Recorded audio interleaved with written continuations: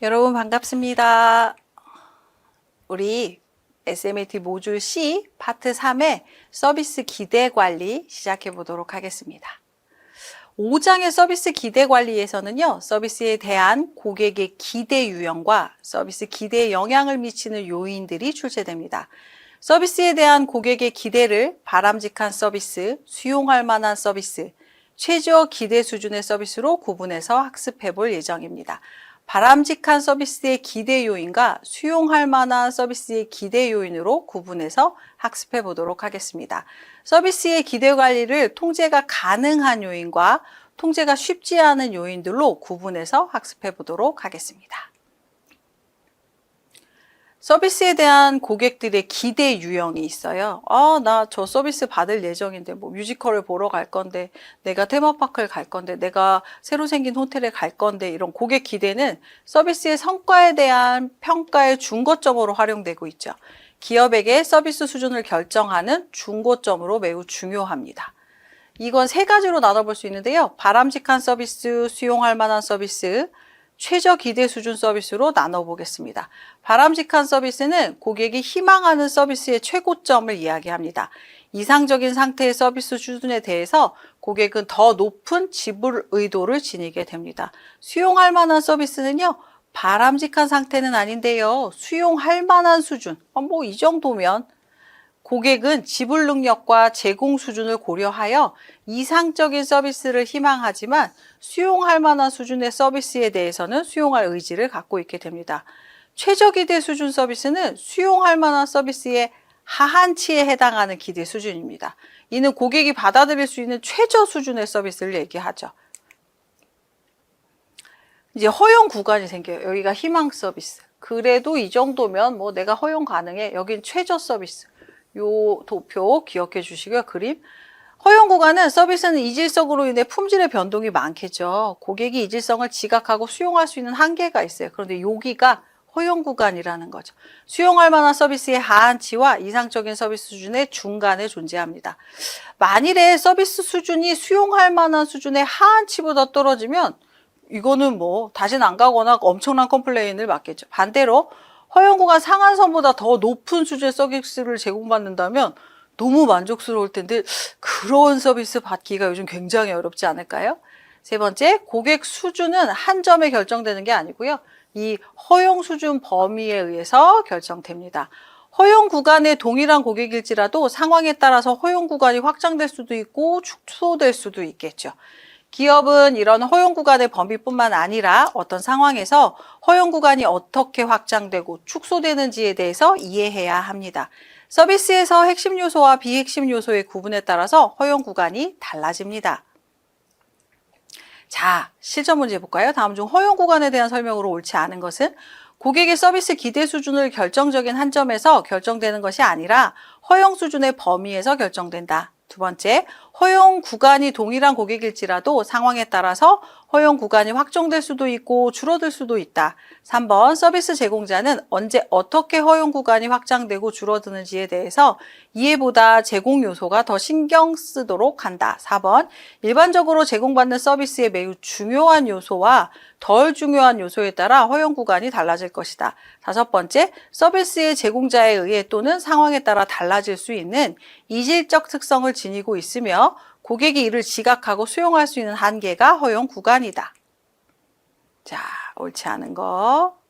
서비스 제공자는 허용 구간의 범위뿐만 아니라 언제 어떻게 허용 구간이 확장되고 줄어드는 것을 이해해야 된다고 이야기했죠. 자, 바람직한 서비스의 기대 요인 볼까요? 개인적인 욕구, 바람직한 서비스 수준을 형성하는데 기본 축이 되는 요인이겠죠. 개인적인 욕구. 지속 서비스 증강 인자는 서비스에 대해서 더 민감하게 반응하도록 하는 개별적인 욕구 같은 것들이 있어요. 개인의 니즈 지속적으로 증가하는. 그리고 사실 우리는 1단계 서비스에 충분히 만족했어요. 2단계 서비스로 갑니다. 2단계 서비스 받았으면 1단계와 2단계 서비스를 넘는 서비스를 받을 때 서비스를 잘 받았다고 느끼겠죠. 그래서 지속 가능한 서비스의 증가가 있는데 사실 굉장히 쉽지 않겠죠. 그러면 10인 10세기 시대에 10인 10색을 다 만족하기도 사실 쉽지는 않지만 이렇게 고객들은 늘 지속 가능한 서비스의 증가 인자를 원합니다. 우리가 공부를 해야 하는 이유도 그렇고요. 그리고 서비스를 하는 사람들이 꼭 유념해야 될 건 내가 하고 있는 서비스 학문에서만 공부하시면 안 됩니다. 다양한 학문에 있는 것들을 수용해야겠죠. 그래서 그 안에 같이 녹일 수 있어야 합니다. 수용할 만한 서비스의 기대 요인으로는 서비스 수준은 다양한 유형의 결정 요인들로 영향을 미쳐요. 서비스의 기대 요인들, 지속적 서비스 증가인자, 개인의 니즈, 일시적 서비스 증가인자, 지각된 서비스 증가인자, 지각된 서비스의 역할, 상황 요인 이런 것들에 따라서 희망 서비스, 허용 구간, 최저 서비스 이런 것들로 나눠지게 됩니다. 자, 서비스 기대 관리 한번 보겠습니다. 통제가 가능한 요인에서요, 두 가지로 살펴보도록 하겠습니다. 명시적 서비스 약속과 묵시적인 거. 명시적인 거는 이상적인 서비스보다는 실제로 제공 가능한, 명시한다는 거잖아요. 현실적인 약속을 얘기하고요. 광고, 인적 판매에서 발생된 약속의 정확성 여부를 접점 서비스 직원에게 피드백하는 거예요. 경쟁에 몰입되어 고객에 대한 초점을 잃거나 과잉 약속하면 큰일 나겠죠. 안 하는 이만 못해요. 서비스 보증 제도를 통해서 서비스 약속을 공식화하는 겁니다. 두 번째, 묵시적인 건요. 서비스 유형적인 단서가 서비스의 수준을 반영해요. 우리가 특급 호텔 갈 때랑 우리 집 근처에 있는 김밥집을 갈 때랑 암묵적인 유형적 단서가 다르죠. 여기는 굉장히 고급적인 거고요. 여기는 그냥 우리가 일반적으로 생활하는 공간이잖아요. 이런 것을 반영하는 거예요. 묵시적으로. 프리미엄 가격만큼 중요 속성에서 서비스 수준도 높음을 확인하는 거. 말하진 않지만 보여주고 있는 모든 것들이 묵시적으로 이런 걸 약속하고 있다는 것들을 이야기합니다. 그래서 이런 기대 관리들을 하고 있고요. 그 다음에 통제가 쉽지 않은 요인들 살펴볼까요? 출제가 자주 됩니다. 지속적인 서비스의 증강인자 같은 것들. 고객이 어떤 기대를 하고 있는지 마케팅 조사에서 활용하고요. 핵심 고객의 요구 조건이 서비스를 통해서 만족되었으면 광고나 마케팅 같은 거 해서 강조합니다. 고객이 개인적 서비스 철학을 이해하기 위한 조사를 해서 서비스 설계나 제공을 활용하죠. 이제 개인적인 욕구, 서비스 욕구를 충족시키는 방식에 고객들이 교육합니다. 계속. 그리고 지각된 서비스 대안. 경쟁자의 제공 수준을 완전히 이해하고 그것에 거기는 이렇게 하지만 저희는 이렇게 해요. 대응하는 거. 지각된 고객의 서비스 역할, 고객이 자신의 역할을 이해하고 잘 수행할 수 있도록 지원하는 거. 구정 커뮤니케이션 진짜 중요하죠. 의견 선도자나 감사장 같은 걸 활용해서 구전을 자극합니다. 그래서 인플루언서들의 어떤 입김이 굉장히 커지잖아요. 그리고 과거 사용 경험. 내가 마케팅 조사를 통해서 유사 서비스에 대해서 과거에 이런 경험을 해봤어 같은 것들을 수집하고요. 상황 요인, 발생한 상황에 상관없이 서비스 회복을 위한 노력이 수행될 것임을 서비스 증강 인자를 통해서 확신하게 되는 겁니다. 예상 서비스, 제공된 서비스가 정상적인 기대보다 높을 경우 미래 서비스에 대한 예상이 올라가지 않도록 고객에게 설명하는 거고요. 일시적 서비스 증강인자, 피크타임이나 긴급 상황 시에 서비스 제공 능력이 높아집니다. 이런 것들로 서비스의 기대 관리를 해주는 거죠. 자, 여러분, 우리 먼 길을 계속 달려오고 있습니다. 파트 3은 서비스 공급과 수요 관리였는데요.